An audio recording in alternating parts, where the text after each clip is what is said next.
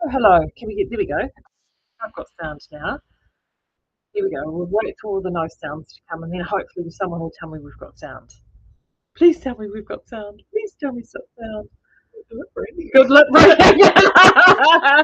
And if you're on YouTube, you could probably. Yay! We've got sound. Thanks, Bernadette. It's Marie here and Claire at Skeinz Diaries. Good grief. We are morning. What a morning. We're repelling technology. Well, I'm repelling technology. It took 25 minutes. Right. Honestly, yeah. Welcome to Skeinz. We made it. We're used to this kind of thing at the moment. Everything takes time. I know, and everything is just. Yeah. It's like upside down. Cyclone world is upside down world, really, isn't it? Yeah, just go with the flow. Let's go. We figured it out. Yeah, we'll go with the flow. Not a good fun, maybe. Anyway, we're here. Skeinz Diaries, episode 231. It is Thursday, really clear, and I think it was because it was we are coming with this update. Cyclone update. Lovely. That was being lovely. We have got our gear. You'll remember the cyclone kit that you all sponsored, which was amazing. Like the response was huge, and we actually had to put up with too much coming in. Yeah, we ended up doing 1,200 kits, and a good chunk of them went to Brisbane. It was very interesting, and we had taken one out to Bayview and Eskdale area before that. And then on Tuesday, Heather and I loaded up my car and we headed out to the areas that I personally haven't been to. A lot of you guys have reasons to go out of town, but I've kind of stayed in town to. I've only gone places I've needed to, but first time I'd actually seen a lot of the stations firsthand, and considering we're 3 weeks on, it is still just so heartbreaking. I actually took a box of tissues with me. Oh, did you? Yeah. I think that's the they're in my car. I saw them in the footwell of my car. I'm thinking, this is really nice. But then they were doing it because my car came back. It was clean when it left. It was 16 when it came back. No. It was it's the mud and the silt, I think. It's just you can't comprehend it until you see it in real life. And it's not just like a silt here and there. It's as far as the eye can see, and it's like this high on fields that used to be full of crops, and it's just I don't know how it's just can't comprehend how they're ever going to clean it up properly. And it's just devastating.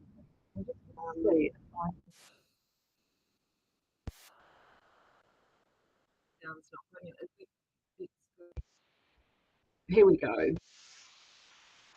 For some reason, my good microphone isn't working, and I don't know why. Should we just talk in the plug? I don't know if it'll work.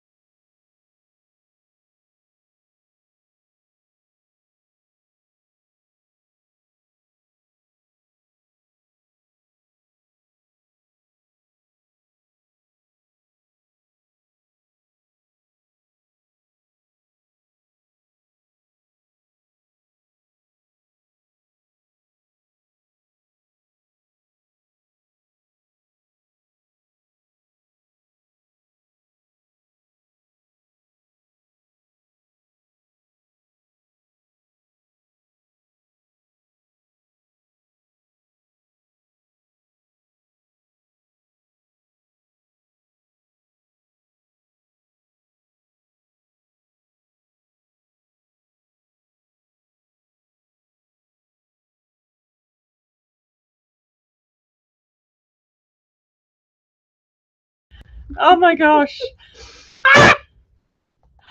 Oh my god. Oh look, now we've hold on, it's going to let us do blue snowball. Oh, there we go. We've got snowballs back. Snowballs back. Fixed it. We did fix it. Oh my god. Yeah, Delene's like, you froze, then you died. We died. Do you want to hear something really, really, really, really, really funny, Delene?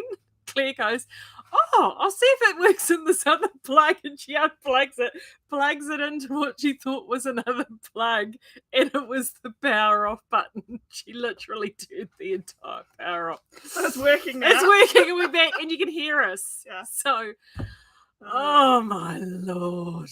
Right. Okay, so let's start again. This is for those who haven't met Claire. This is Claire. There's a reason why I don't let her on here very often. Now you know why. So Claire has been looking after the cyclone relief effort for Skeinz. So this is her baby. Okay, so I only got to do the things in Gisborne last week because I was able to combine it with seeing my family. So it was killing two birds with one stone. But Claire has been out and about. Well, it's the first really. You went to Bayview the week before last, and you and Heather came back.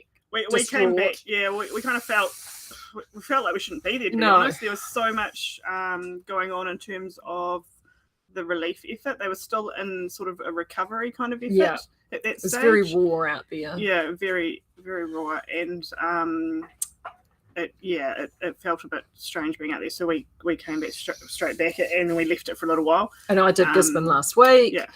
And now it is a different feeling. There is still a lot of devastation out there, and there is still a lot of need out there. But it definitely feels like there's been a change. Yeah, there's definitely been. I think there's as I've said previously, like in town, you wouldn't know that anything's gone on here here in town, but you literally just. So just right to the edges of town, so Awatoto, which is sort of one of the edge suburbs along Marine Parade. So if you've ever driven that road between Napier and Hastings along the waterfront or on the way out to Clive, seriously, less than 5 minutes from the CBD, and it is a different story. Yeah. So, and not only that, they are now fully cordoned off there, and it's hazmat suits, and it's not even just flood, it's contamination now, and you can't. And I mean, that's where the scour is. That's where our wool scour is. We've lost that as well as everything. And the scour. And everybody out there can't get into their houses because it's all contaminated. And it's just one part of the whole, everything that's going on. Yeah, and things, and just silly things like, I mean, the good news is that bridge, there's two bridges out there that get to Clive, and that road is now open to multi-directional, which I think was the end of last week. So that's put a huge amount of relief on the traffic issues that we've had here, because the traffic between cities has been horrific. And also I think because these two cities are so close together, they're almost like suburbs of each other, like the movement between the two cities is a common. Both my sons go to different schools but in the other cities, so that's not an unusual thing. And trying to do that, like, gosh, the kids were taking, and Heather's husband's backwards and forwards, and it was taking hours to get between one place and the other. So that's easing up a little now, which is reducing stress for people. But like the rail, I think I drove out there for the first time this weekend just gone, and I hadn't driven that road at all. And you drove across this bridge, and I mean, you can see the silt but it's the rail bridge. It's gone. It's just not there. It is gone. And the rail lines are folded back. All twisted round. It looks like some just freakish carnival ride. It's just insane to realise how much power the water had. So it is still very much going on here. So on Tuesday, you loaded up my van.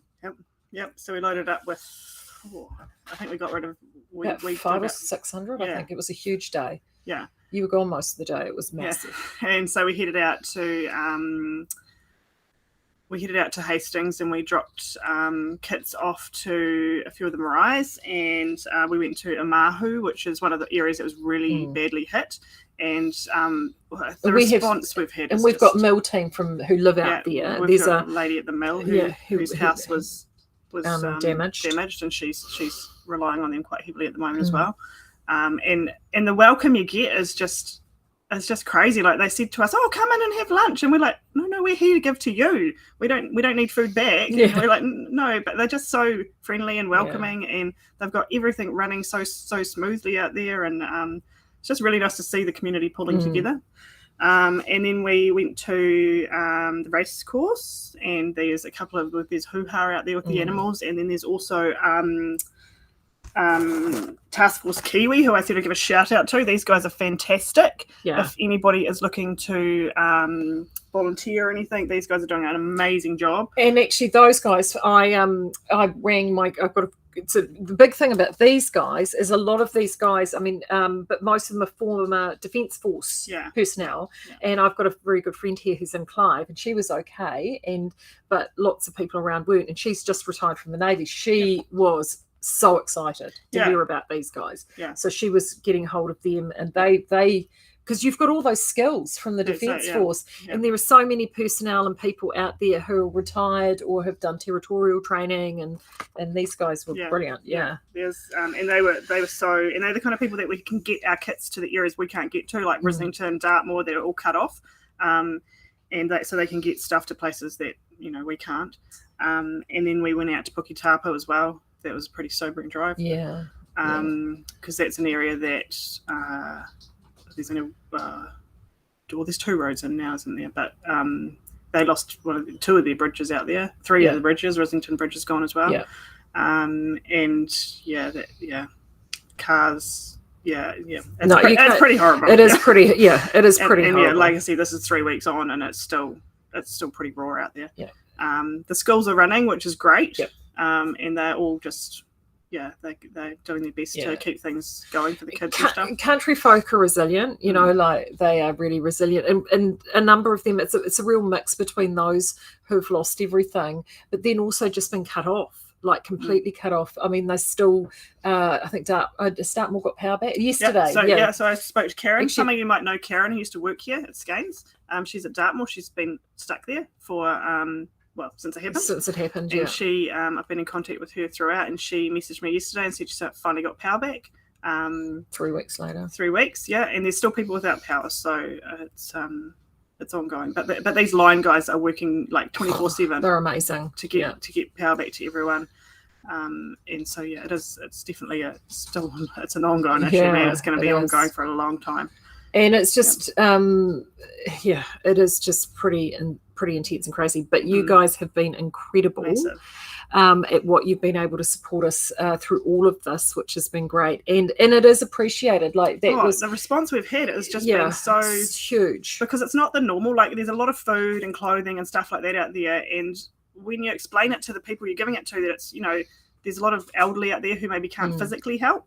And just gives them something to do, or people who maybe are unwell and can't help, and they just want to do something to help out, or something for their mental health, and then it just suddenly clicks with the person you're giving it to, and they just get it, and it's just they're so appreciative. It's really good to see how much we're kind of helping out. I know it does. It makes a massive difference. So thank you so much. And the blanket kits are still available, so we've closed off those wellness kits because we've just had so many sponsored that we just want to make sure that we can continue to get those distributed. But the blanket kits, there are still some colours available, and $25 of that goes into the funder. And do you reckon that we're fast approaching on 25,000? We're just sitting on about 23, I think.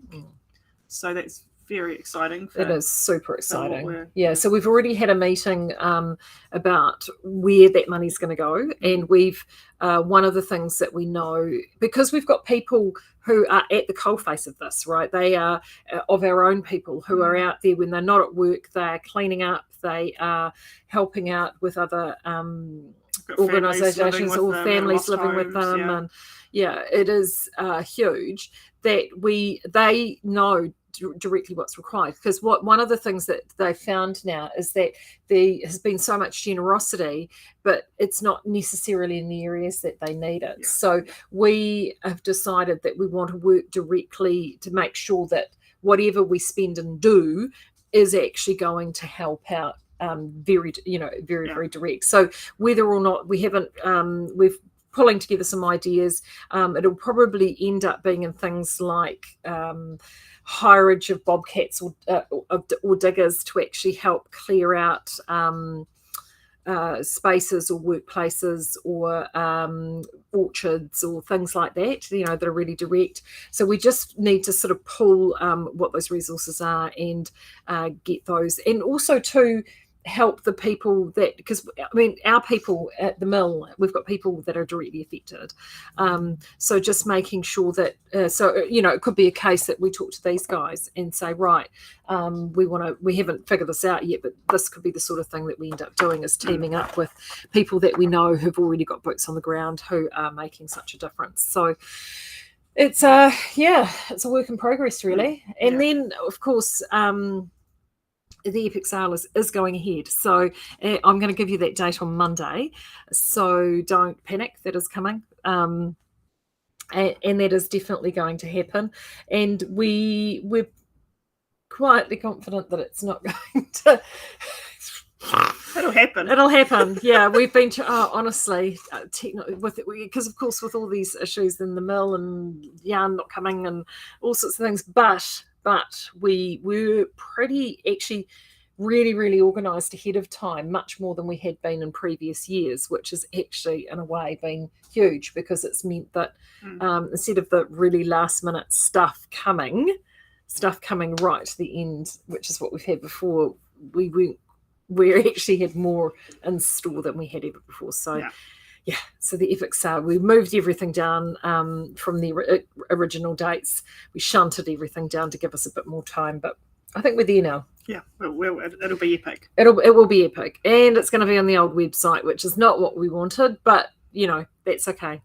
It's the little things, really. We're just going to take one day at a time. So there you go. So that's the update from the coalface, really. It's all pretty good. Now, if you are out and about and you are wanting to, or you're looking for some stuff to knit or get prepared, I'm just going to pull this out. I've got Claire sitting here, and I'm going to hopefully get some more lined up today. I have been loading up some more pattern books. So these 4, this is New Natural, a book. Actually, this one's really nice. Some basic sweaters there of ladies' designs. That one's from Heirloom. These are all from the Australian Yarn Company. This one is Standout Knits. I've got, this one's really cute, Merino Minis. And this one is Sprite Size Knits, which is all for kids. So these 4 are all loaded up under patterns on the website now. And I've got some more sitting over here that I'm hoping to get loaded up. Will I get that one up today or not? No, it hasn't got a code. Might do. It might do. Yeah, I've got a few more. There's 4 more that I want to get up as well. So that's what I'm working on to get up and happening. And actually, I'm just going to quickly show you. I'll talk about this more on Monday. I'm just going to quickly show, as I said to you, that's the swatch that I've done. I did get it cast on. So that is now starting, which is great news. I'll take the picture. Look, Claire's I know, Claire's the props lady, as you can see. That is what I am doing. It's not a hundy. So everything starts, I'm going to talk about this more as we go through the process, but all of this starts from swatch. So if you think that you can't actually design your own stuff, that's bollocks. And I'm going to prove to you it's bollocks and show you how you can do it for yourselves. So that is all happening. And the other thing that's happening, she's been laughing at me this morning doing this. I finally cut off my piece of felt. What are you using it for? Well, I'm thinking I might do something like that and sew that up like that. And as you can see, create a little... What? And then put a thing there and create a little pouchy thing. Oh, okay. Yeah, okay, fine. As you can see, she thinks this is hilarious. I don't think it's very funny. I think we've all done it though. We have all done it. Yeah, not that, but we've all felted something. Far out. Yeah. Still can't believe it. Please, while we were waiting for the thing to do the restart in this disaster, we Claire was helping me wind off my next one, which is in machine washable superwash, so I can't felt it. Yeah, so that's what you have to do, really. All right, well, thank you everybody for popping on. Sorry, thank you for all of those that have hung in for another for what is just a day of technical difficulties. But that's all right. I'm going to be back on Monday. I'm going to give you the dates of the epic sale, and next week is all going to be about preparation for epic sale. So you're up and you're prepped and you're ready and you know what's happening. Also, too, the shop just is going to be closed this Saturday, but we're back open from next Saturday. Yay! So that's great news as well. So just, yeah, it's all good. Keep chugging along. Keep chugging along. I will talk to you again on Monday. Take care. Have great knitting this weekend. See you, everyone.